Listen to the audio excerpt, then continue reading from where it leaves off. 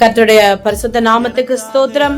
பிரியமானவர்களே, இந்த 197ஆம் நாளுக்கான விசுவாச அறிக்கை, அது உபாகமம் 31ஆம் அதிகாரம் 6ஆம் வசனம். நீங்கள் பலங்கொண்டு திடமனதாயிருங்கள், அவர்களுக்கு பயப்படவும் திகைக்கவும் வேண்டாம். உன் தேவனாகிய கர்த்தர் தாமே உன்னோடு கூட வருகிறார்.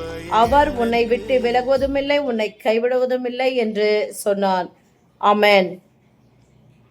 பிரியமானவர்களே, பலங்கொண்டு திடமனதாயிருங்கள். கர்த்தர் நம் பட்சத்திலே இருக்கிறார். எதை குறித்தும் நாம் கலங்கவும் திகைக்கவும் கூடாது. நாம் மகிழ்ந்திருக்க வேண்டும் என்பதே தேவனுடைய விருப்பமாயிருக்கிறது. உண்மையாய் அவரை நோக்கி கூப்பிடுகிற யாவருக்கும் கர்த்தர் சமீபமாயிருக்கிறார். வலது பார்சத்தில் நிற்கிறேன் என்று சொல்லுகிறார். வலது பார்சத்தில் நிற்பது மாத்திரமல்ல, நமக்காக யுத்தம் பண்ணவும், நம்மை மீட்கவும், நம்மை மகிழ்ச்சினால் நிரப்பவும் கர்த்தர் வல்லவராயிருக்கிறார்.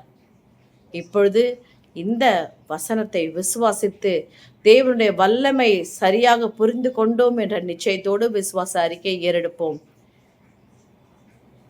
வானத்தையும் பூமியும் படைத்த சர்வ வல்லமையுள்ள தேவனாகிய கர்த்தாவே, எங்களை தைரியப்படுத்துகிற எங்கள் பரம தந்தையே, உம்மை நன்றியோடு துதிக்கிறோம், ஸ்தோத்திரிக்கிறோம். அப்பா, நீர் கொடுக்கிற வார்த்தைகளில் இருக்கிற ஆண்டவரே தைரியத்தையும் வல்லமையையும், ஆண்டவரே உம்முடைய அன்பையும் நாங்கள் முழு நிச்சயமாய் விசுவாசிக்கிறோம்.